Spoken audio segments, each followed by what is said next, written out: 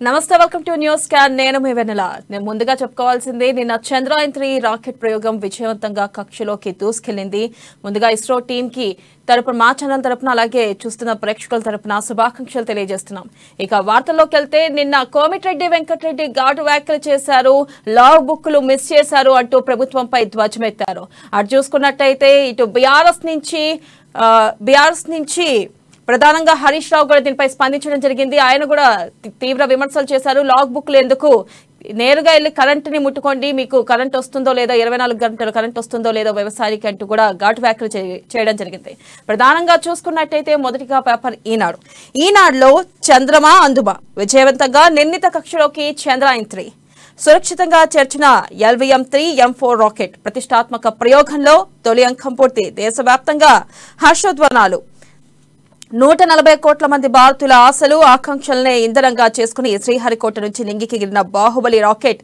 మేఘాల్ని చీల్చుకుంటూ దూసుకెళ్లింది జాబిల్లి ఉపరితలంపై దిగాల్సిన చంద్రయాన్-3 ఓమనాకను నిర్ణీత కక్షలోకి సురక్షితంగా ప్రవేశపెట్టి యావత్ భారత తావిని పులకింపజేసింది ప్రధానంగా నిన్న ఇస్రో ప్రయోగం సక్సెస్ అయింది విజయవంతంగా చంద్రయాన్-3 రాకెట్ ను నింగిలోకి తీసుకెళ్లింది ఇక 40 రోజుల తర్వాత తేలనుంది 41 రోజుల తర్వాత అసలు పరీక్ష ఎదుర్కొనుంది ఇక ఆగస్టు 23న సరిగ్గా సాయంత్రం 5:47 చంద్రయాన్-3 ఓమనౌక జాబిల్లి ఉపరితలంపై దిగాల్సి ఉంది ఇక నెక్స్ట్ మనం చూసుకున్నట్టయితే హైకోర్టుకు 3 కొత్త న్యాయమూర్తులు తెలంగాణ హైకోర్టుకు 3 న్యాయమూర్తులను నియమించాలని సుప్రీంకోర్టు కొలీజియం కేంద్ర ప్రభుత్వానికి సిఫార్సు చేసింది ఇందులో అడ్వకేట్ కోటా నుంచి లక్ష్మీనారాయణ అరిశెట్టి అనిల్ కుమార్ జూకంటి న్యాయాధికారుల కోటా నుంచి సుజనా కలిస్కం ఉన్నారు ఇక ఈ నెల 12న సుప్రీంకోర్టు ప్రధాన న్యాయమూర్తి జస్టిస్ డివై చంద్రచూడ్ నేతృత్వంలో సమావేశమై జస్టిస్ సంజయ్ కిషన్ కౌల్ జస్టిస్ సంజీవ్ ఖన్నాలతో కూడిన కొలీజియం ఈ మేరకు నిర్ణయం తీసుకుంది ఇక తెలంగాణకు కొత్తగా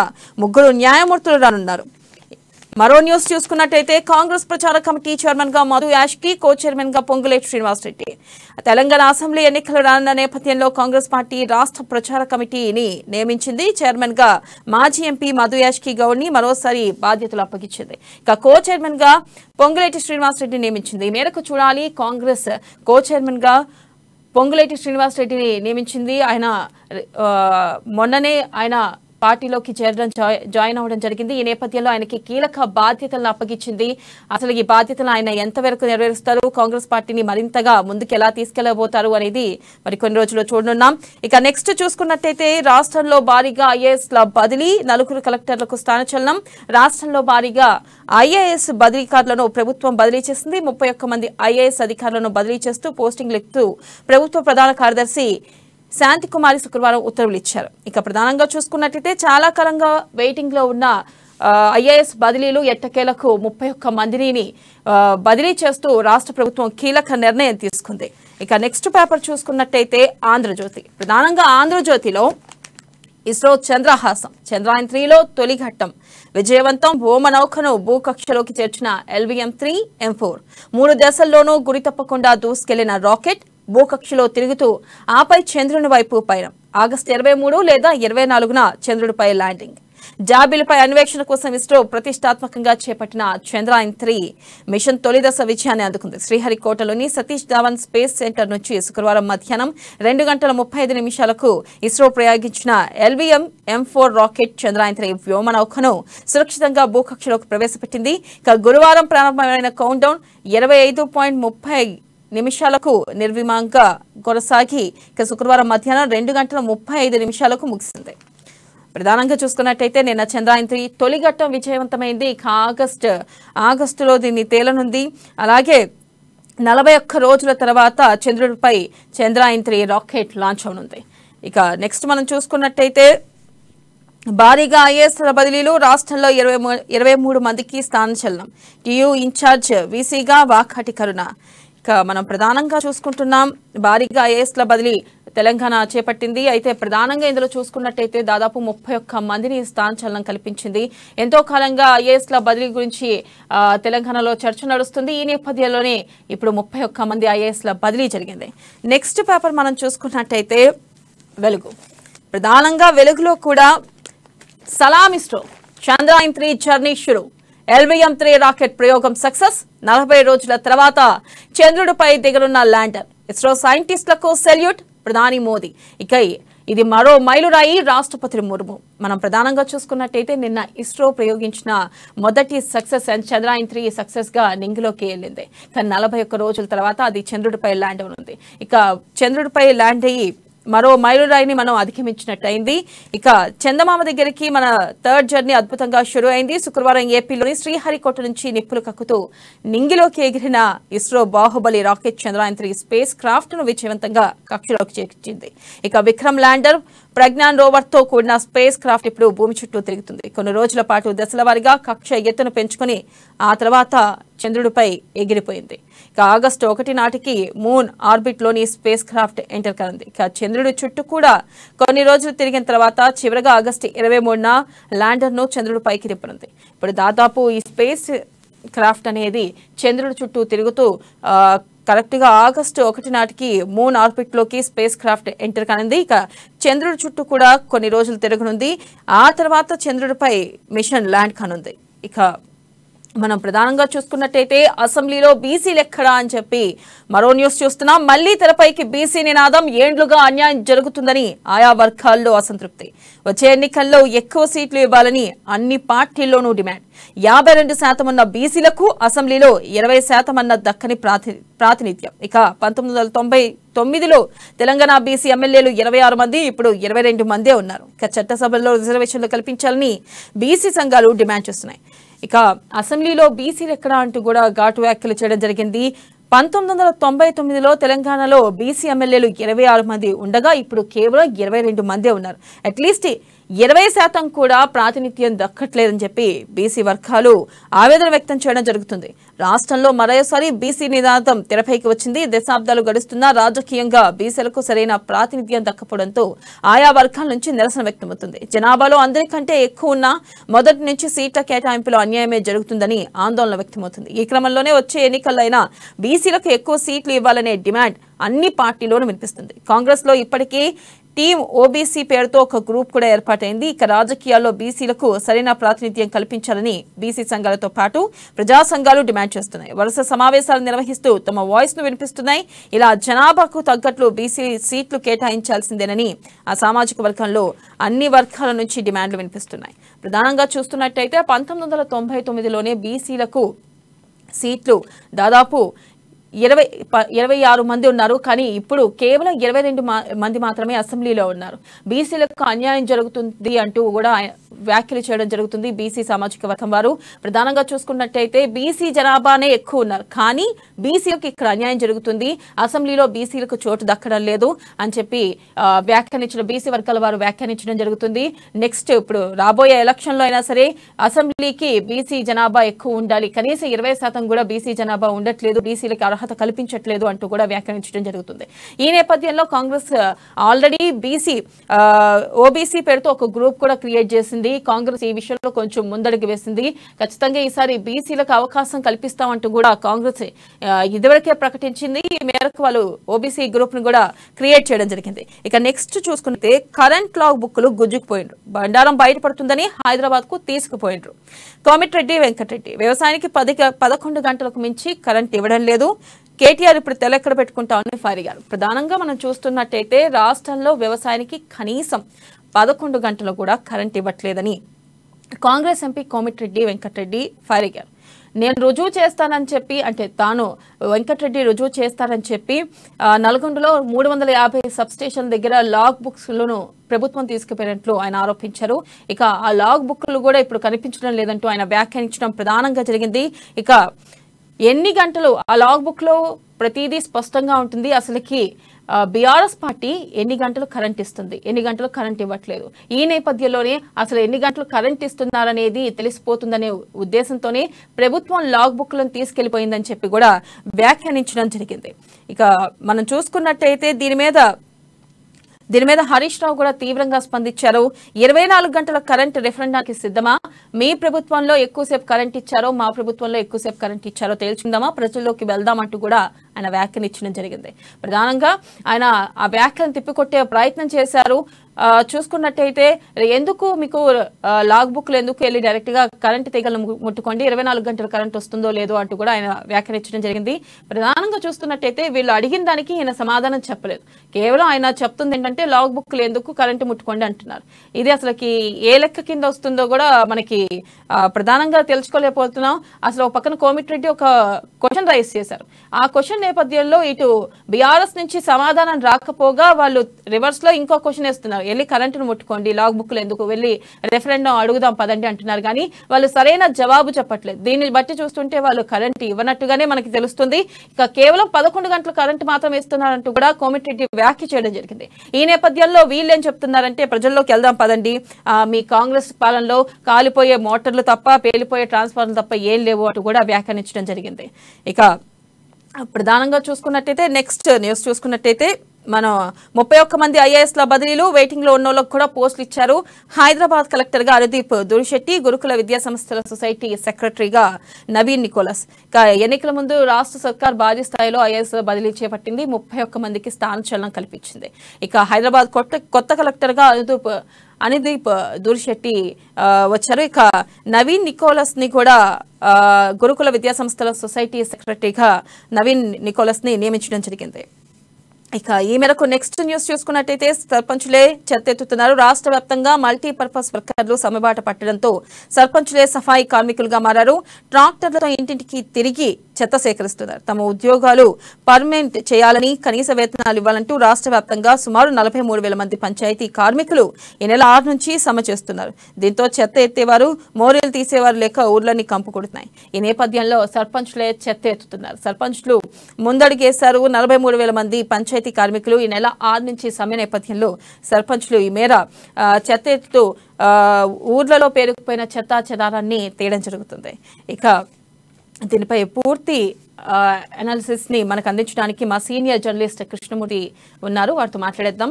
కృష్ణమూర్తి, చెప్పండి. ప్రధానంగా మనం చూసుకున్నట్టయితే గత కొన్ని రోజులుగా కరెంట్ ఇష్యూ నడుస్తూనే ఉంది. ఈ నేపథ్యంలో నిన్న కోమిటిరెడ్డి వెంకటరెడ్డి నల్గొండలో 350 సబ్ స్టేషన్లకు వెళ్లారు. వెళ్లి చూస్తే ఎక్కడా కూడా లాగ్ బుక్లు దొరకలేదు. పైగా దొరకకపోగా ఆయన ప్రభుత్వాన్ని ప్రశ్నించడం జరిగింది. కానీ ప్రభుత్వం నుంచి రివర్స్ అటాక్ వచ్చింది. ఎక్కడా కూడా ఆయన అడిగిన దానికి సమాధానం ఎక్కడా చెప్పలేదు. దీన్ని బట్టి చూస్తుంటే అసలు వీళ్ళు 24 గంటల కరెంట్ ఇవ్వట్లేనిదే కదా అర్థం దీనికి. ఒక కోమటిరెడ్డి వెంకటరెడ్డి అడిగిన ప్రశ్నకే కాదు, రాష్ట్ర ప్రజలు అడిగిన ప్రశ్నకు కూడా రాష్ట్ర ప్రభుత్వం సమాధానం చెప్పలేని పరిస్థితిలో నెలకొన్నది. వాస్తవానికి విద్యుత్తు అంశాన్ని, విద్యుత్ సరఫరా అంశాన్ని వాంటెడ్లీగా, అంటే కావాలని తెరపైకి తీసుకొచ్చినటువంటి పార్టీ బీఆర్ఎస్. ఇక్కడ రేవంత్ రెడ్డి చిట్ చాట్ లేదో మాట్లాడిన విషయాన్ని తెరపై తీసుకొచ్చి ఏదో ఎన్నికల సమయంలో మరోసారి ప్రజలతో మార్పులు కొట్టేద్దాం అనుకున్నారు వీళ్ళు. కానీ కాస్త బూమరంగా మారిపోయింది. దీన్ని కూడా కాంగ్రెస్ పార్టీ సవాల్గా తీసుకున్నారు. అధికార పార్టీ చర్యలు తీసుకుని వాళ్ళు కూడా విద్యుత్ సరఫరా మీద సవాల్ వేశారు. బహిరంగ చర్చకు రమ్మానంటే దానికి మాట్లాడలేదు. సబ్స్టేషన్ తిరుగుదాం, వెళ్దాం, లాగ్ బుక్లను పరిశీలిద్దాం రండి అంటే కూడా దానికి మాట్లాడలేదు అధికార పార్టీ. నిన్న ఆయన నేరుగా ఎంపీగా నల్గొండ, ఉమ్మడి నల్గొండ జిల్లాలోని కొన్ని సబ్స్టేషన్లను ఆయన సందర్శించారు. సందర్శించినప్పుడు లాగ్ బుక్లు అన్నారు. లాగ్ బుక్లు అంటే ఎంత పవర్ సప్లై వస్తున్నది, ఎంత పవర్ సప్లై వెళ్తుంది, ఏమన్నా అంటే కటింగ్ ఫీజు పోవడం కానీ, వైర్లు జంప్ కానీ ఇట్లాంటివి ఉన్నప్పుడు ఎవరన్నా విద్యుత్ సరఫరాలో అంతరాయం కట్టడం దానికి సంబంధించి రాసిన అవసరం. 6 గంటల 11 నిమిషాల నుంచి 6 గంటల 14 నిమిషాల వరకు కరెంటు ఫీడర్లో ఆగిపోయింది సరఫరా. ఈ రకంగా రాయాలి. లేకపోతే సరఫరా ఇంత ఉంది, ఇంత పోతుంది. ఒక్కొక్కసారి డిమాండ్ ఎక్కువ ఉంది. పవర్ సప్లై డిమాండ్ అనేది కొంచెం ఎక్కువగా వస్తుంది. వచ్చినప్పుడు ఆ పవర్ సప్లై ఎంత ఉంది అనేది వాళ్ళు అక్కడ డిజిటల్ మీటర్ లాగా ఉంటే దాన్ని చూసి వాళ్ళు చెప్పాల్సిన వస్తుంది. ఒకవేళ పవర్ సప్లై అంటే సబ్స్టేషన్ పరిమితికి మించి పవర్ సప్లై అక్కడ ఆ ఫీడర్ పరిధిలో వచ్చినప్పుడు దానికి ఆల్టర్నేట్గా ఏం చేయాలని చెప్పేసి ఉన్నతాధికారులు ఆదేశించారు. సంబంధించినటువంటి ఆదేశాలను ఎప్పటికప్పుడు పాటిస్తూ ఆ సబ్స్టేషన్లో ఉన్నటువంటి సిబ్బంది వాటిని అమలు చేయాల్సిన అవసరం ఉంటుంది. ఇవన్నీ కూడా లాగ్ బుక్ లో ఎంట్రీ చేయాల్సిన అవసరం ఉంటుంది. ఎంట్రీ చేయాలి. ఏదైతే మేము 24 గంటలు ఇస్తున్నాం అని చెప్పేసి ధర్నాలు, రాస్తారోకోలు, నిరసనలు చేసినటువంటి అధికార పార్టీ మంత్రులు, ఎమ్మెల్యేలు అందరూ అని వాళ్ళు ప్రజలను నమ్మించేందుకు ప్రయత్నం చేయడము, ఇది తప్పు, మేము నిరూపిస్తామని చెప్పేసి కాంగ్రెస్ పార్టీ మరింత దూకుడుగా ముందుకు వెళ్ళడము, ఈ నేపథ్యంలో లాగ్ బుక్లను ప్రభుత్వం మాయం చేసింది. సబ్స్టేషన్లో ఉండాల్సిన లాగ్ బుక్లు ఎక్కడ పోతాయి ఆలోచనగా? మనం చూస్తున్నట్టయితే ఇక్కడ విద్యుత్ శాఖ మంత్రి కూడా ఎక్కడ మాట్లాడడం లేదు. ఆయన ఎక్కడ మాట్లాడకుండా కేవలం హరీష్ రావు మాత్రమే స్పందిస్తున్నారు, అలాగే కేటీఆర్ స్పందిస్తున్నారు. ఎందుకు విద్యుత్ శాఖ మంత్రి మాట్లాడడం లేదు? ఆయన అంటే ఆయనకి తెలిసే 24 గంటల కరెంట్ ఇవ్వడం లేదని ఎందుకు ఆయన మౌనం వహించారంటారు? దానికి మంత్రి గారు చెప్పాల్సిన అవసరం ఉంది. గతంలో టీఎస్పీఎస్సీ పేపర్ లీక్ అయినప్పుడు విద్యాశాఖ మంత్రి మాట్లాడలేదు. మంత్రి కేటీఆర్ మొత్తం ఆయన నేనే అన్నగా మాట్లాడారు. అంటే మనం గత కొంతకాలంగా భావించినట్టే, మనం కాదు రాష్ట్ర ప్రజలు భావిస్తా ఉన్నాం, అధికారం మొత్తం ఒకే కుటుంబం చేతిలో కేంద్రీకృతమైంది, వికేంద్రీకరణ లేదు. మంత్రులు కేవలం బొమ్మలు మాత్రమే. వాళ్ళకు ఒక ఛాంబరు, పిఏపిఎస్, ఒక వాటర్ అంటే నివాస భవనం, ఇవి ఉంటే చాలు. దానికి వాళ్ళు ఒక ప్రోటోకాల్ అంటే ముంగట ఎస్కాట్, ఇంకో పైలట్ ఉంటాయి, వీళ్ళు పోతా ఉంటారు. ఇది ఉంటే చాలు. వాళ్ళకు అంగో ఆర్బాటం చాలు. డిపార్ట్మెంట్కి సంబంధించి వీళ్ళకి ఏం తెలియదు, వీళ్ళు ఏమి అడిగినా అధికారులు చెప్పరు. వీళ్ళు అడిగారు ఫస్ట్, పొరపాటు ఎక్కడో అడిగారు అనుకోండి, అడిగితే వాళ్ళు చెప్పలేరు సమాధానం, చెప్పరు కూడా. వాళ్ళు అందుబాటులో ఉండరు. మంత్రి గారు పిలిస్తే ఆ శాఖకు సంబంధించిన అధికారి కూడా అక్కడికి వెళ్ళలేరు. ఏందని గట్టిగా అనుకున్నాం, సీఎం గారు రమ్మన్నారు సార్, మరి ఏమంటారంట, లేకపోతే ప్రగతి భవన్ వెళ్ళినా సార్ ఏమంటారంటారు, అది పరిస్థితి. కాబట్టి ఇక్కడ కూడా విద్యుత్ శాఖ మంత్రి ఏం చేయమంటామని ఆయన మాట్లాడకుండా చేసినటువంటి పరిస్థితి. అక్కడ కేటీఆర్, ఇక్కడ హరీష్ రావు ఇద్దరే మాట్లాడుతూ ఉన్నారు. కనీసం సీఎం గారు కూడా మాట్లాడలేకపోతున్నారు. సీఎం గారు అన్న ఈ సమస్యను సమస్యను రాజకీయం చేయండి, కానీ దానికి ఏంటో చెప్పాలి కదా. కాంగ్రెస్ పార్టీ ఇది గగ్గోలు పెడుతున్నది, మీరు గగ్గోలు పెడుతున్నారు, ప్రజలను అయోమయంలో గురి చేస్తున్నారు. ఇటు కాంగ్రెస్ పార్టీ, ఇటు ఇద్దరు కలిసి అయోమయం గురి చేస్తున్నారు. మరి దానికి ఖరీదిస్తారా లేకపోతే ఇంకా వేస్తారా? ఏదో ఒకటి చెప్పాలి కదా. ప్రభుత్వ పెద్దగా సీఎం కేసీఆర్ అయినా స్పందించాల్సిన అవసరం ఉంది. ఆయన స్పందించరు, విద్యుత్ శాఖ మంత్రులు స్పందించరు, హరీష్ రావు వీళ్ళు మాత్రం మాట్లాడతారు. నేను అడిగింది ఏంటి, కోమటిరెడ్డి వెంకటరెడ్డి ఎంపీ గారు లాగ్ బుక్లు ఎక్కడ పోయి చెప్పాలి అన్నారు. లాగ్ బుక్ల సంగంగా చెప్పకుండా రెఫరెండం పోదామా? అటెన్షన్ డైవర్షన్లు ఇవన్నీ. ప్రభుత్వం మీద వచ్చేటువంటి తప్పులు కానీ, ప్రభుత్వం మీద వచ్చేటువంటి ప్రజల్లో నెలకొన్న అనుమానాలను కానీ డైవర్ట్ చేసేందుకు వీళ్ళు ఎప్పటికప్పుడు ఒక పథకం వేస్తారు. రెఫరెండం ఎలక్షన్లు వస్తూనే ఉన్నాయి, దానికి ఏంటి మధ్యంతర ఎన్నికలు పెట్టి రాజీనామా చేస్తా రెఫరెండం పోదామంటే రెడీ. ఎన్నికలు వస్తూనే ఉన్నాయి, దానికి ఎట్లయితే రెఫరెండం ఎట్లవుతుంది? నాకు చెప్తారు కదా ప్రజలు, సరైన సమయంలో సరైన నిర్ణయం తీసుకునే అవకాశం ప్రజలకు ఉంది. అది కేవలం 5 ఏళ్ళకు ఒకసారి. మీ ప్రభుత్వం కూడా అయిపోతుంది, ఈ జనవరి తోటి అయిపోతుంది. నవంబర్ డిసెంబర్లో ఎన్నికలు జరుగుతూ ఉన్నాయి. దానికి ఇంకా రెఫరెండం ఎందుకు? రెఫరెండం ఏంటి? ఎన్నికలు అయినాక ఏడాదికి ఏదో ప్రతిపక్షం ఆరోపిస్తే కరెక్ట్ పోదాంపా మళ్ళా అని రెఫరెండం అంటే ఒప్పుకుంటుంది. దాన్ని ఒక అర్థం ఉంటుంది కదా. అర్థం లేకుండా ఆ రకంగా అంటే ప్రజలలో ఉన్నటువంటి ఆ నమ్మకాలను కానీ, ప్రజల్లో ఉన్నటువంటి అనుమానాలను కానీ నివృత్తి చేయాల్సిన బాధ్యత ప్రభుత్వం మీద ఉంది. ప్రతిపక్షాలు అడిగినటువంటి విషయాల మీద వివరణ ఇవ్వాల్సిన బాధ్యత ప్రభుత్వం మీద ఉంది.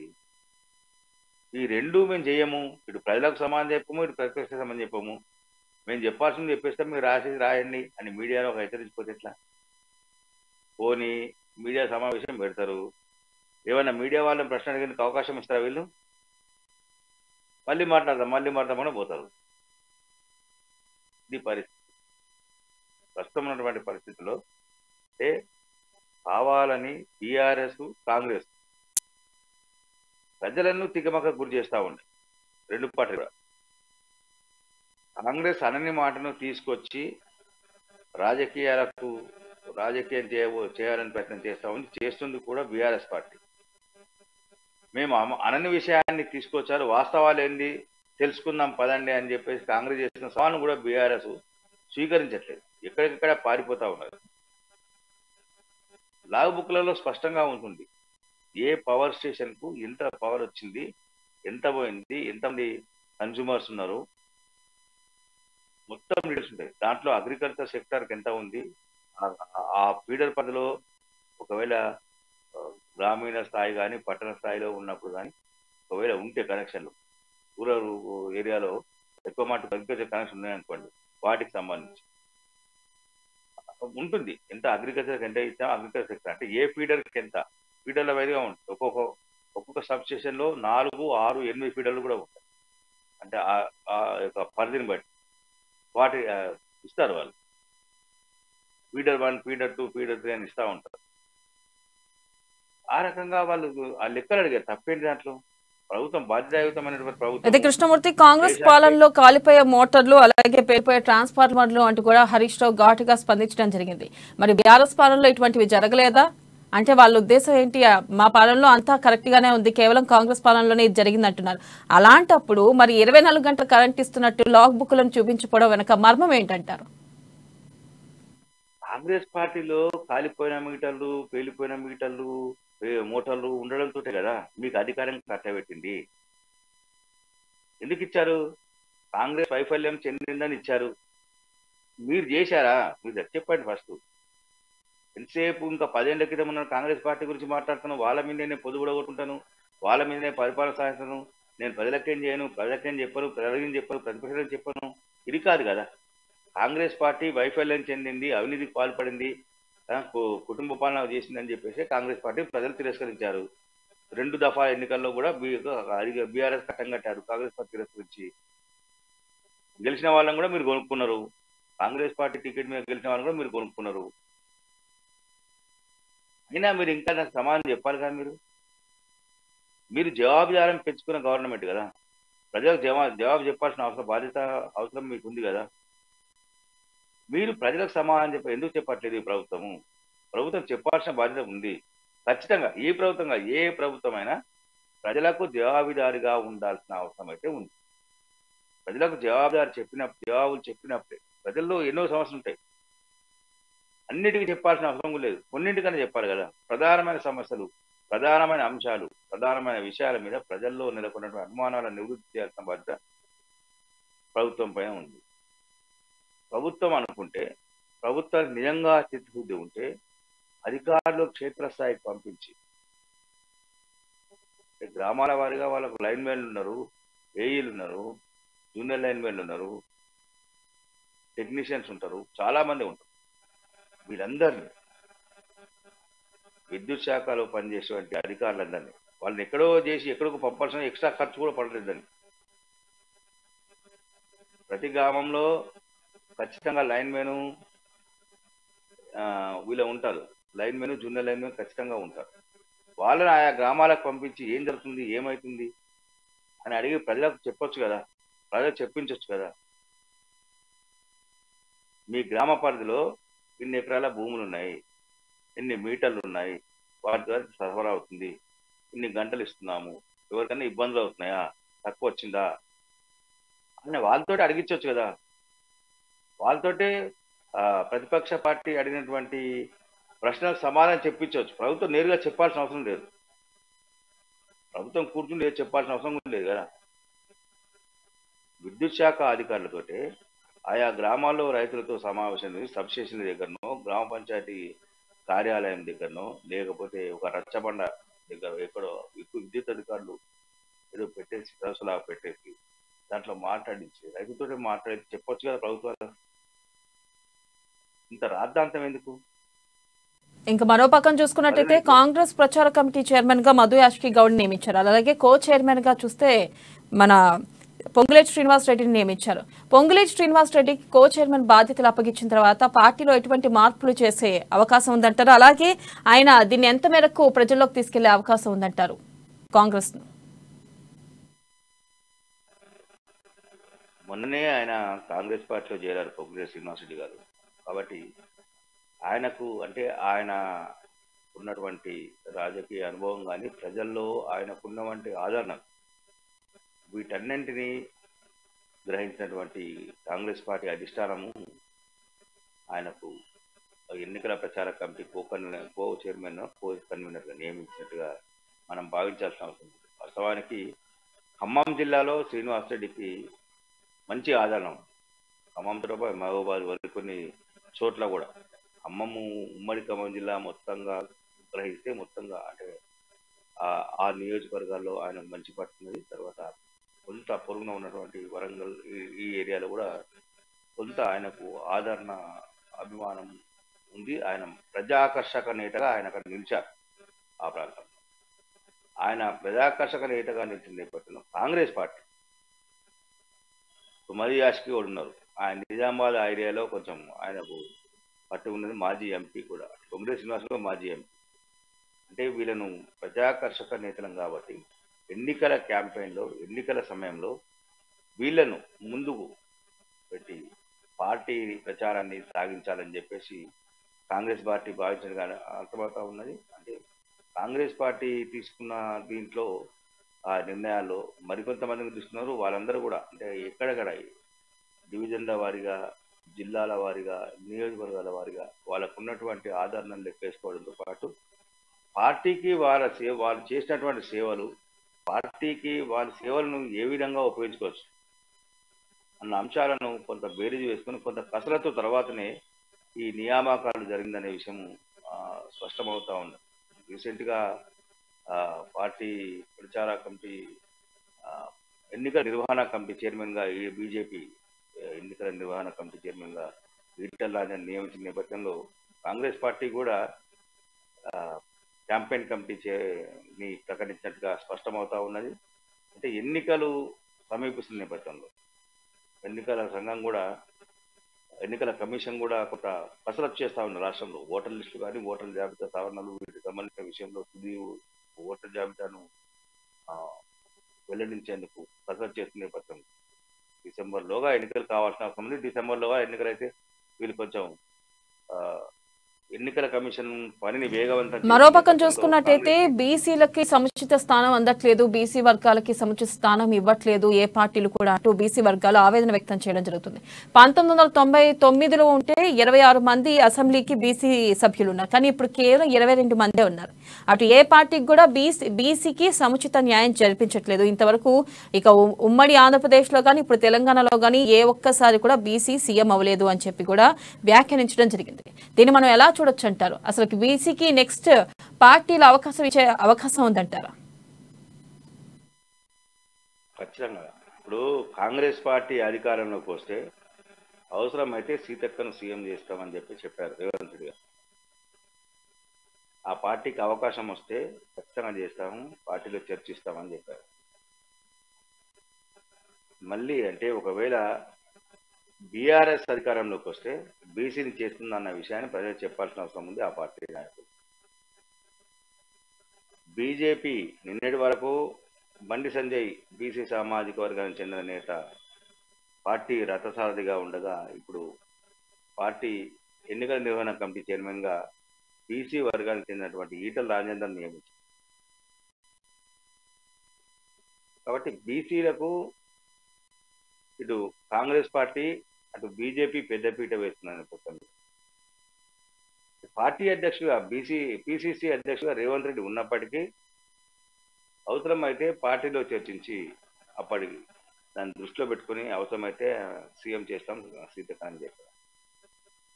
దీని పార్టీలోని దాదాపుగా అందరూ ఏకగ్రీవంగా ఆమోదం తెలిపినట్టుగా, అంటే వాళ్ళకి ఎటువంటి కామెంట్ చేయలేదు కాబట్టి మనకు ఆ విషయాన్ని కొంత ఆమోదం చెప్పారు, అంగీకరించారు. రేవంత్ రెడ్డి ప్రతిపాదనను ఎస్ కరెక్టే అని చెప్పేసి వాళ్ళు భావిస్తుండగా కొంత స్పష్టమవుతా ఉన్నారు.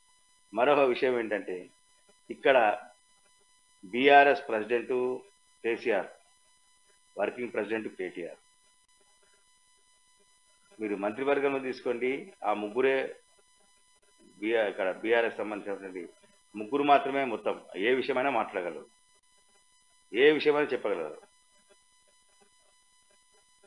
అంటే మిగతా మంత్రులు ఉన్నప్పటికీ వాళ్ళంతా ఓన్లీ నామకే వాస్తే, కానీ వాళ్ళకి ఎటువంటి ఏ అధికారాలు లేవనే విషయం మనకు స్పష్టమవుతా ఉంది.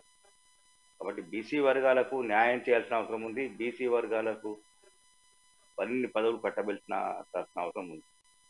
కాంగ్రెస్ పార్టీ అంటే పిసిసి చీఫ్ రేవంత్ రెడ్డి ఇటీవల కూడా ఒకటి ప్రకటించారు. మనం ఇక్కడ గుర్తు చేయాల్సిన అవసరం కూడా ఉంది.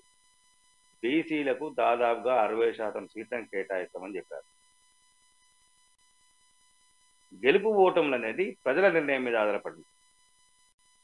అభ్యర్థులకు టికెట్లు ఇవ్వడం మాత్రమే పార్టీ అధిష్టానం చేయగలదు. పార్టీ అధిష్టానం బీసీ వర్గాలను ఉన్నత స్థాయిలో తీసుకొచ్చేందుకు తమ వంతు కృషిగా టికెట్లను ఇవ్వడం కానీ ఎన్నికల్లో నిలబెట్టి వాళ్ళ గెలుపు కోసం పార్టీ పరంగా సహాయం చేయడం సహకరించడం అనేది జరుగుతూ ఉంటుంది. కానీ ఇక్కడ మిగతా పార్టీలు బీజేపీ మేము కూడా ఇస్తాము అని చెప్పేసి వాళ్ళు ప్రకటించారు. కానీ ఎంత పర్సెంట్ ఇంతవరకు చెప్పలేదు. త్వరలోనే వెల్లడిస్తామని వాళ్ళు అంటా ఉన్నారు. ప్రస్తుతం ఉన్న బీఆర్ఎస్ పార్టీలో ఎమ్మెల్యే దాదాపుగా 26 మంది ఉన్నట్టుగా ఉన్నారు. 24 మంది ఉన్నట్టున్నారు. ఆ 24 మందిలో కూడా 3 మాత్రమే మంత్రి పదవులు ఇచ్చారు. కేవలం 3 మాత్రమే ఉన్నారు రాష్ట్ర మంత్రివర్గంలో. మిగతా వాళ్ళకు వేరు స్థానాల్లో అడ్జస్ట్ చేస్తామని చెప్పారు. కొంతవరకు ఏదో సెటప్ చేసినట్టుగా ఉన్నారు. కానీ ఇంకా కొంతమంది ఇంకా అసంతృప్తితో ఉన్నారు. ఎన్నికలు వస్తున్నాయి. చేసినా వాళ్ళు పెద్ద ఆ వర్గానికి ఉనగూరే ప్రయోజనం అయితే ఏముండదు. బీసీ వర్గానికి ఉనగూరేటువంటి ప్రయోజనం అయితే ఏముండదు.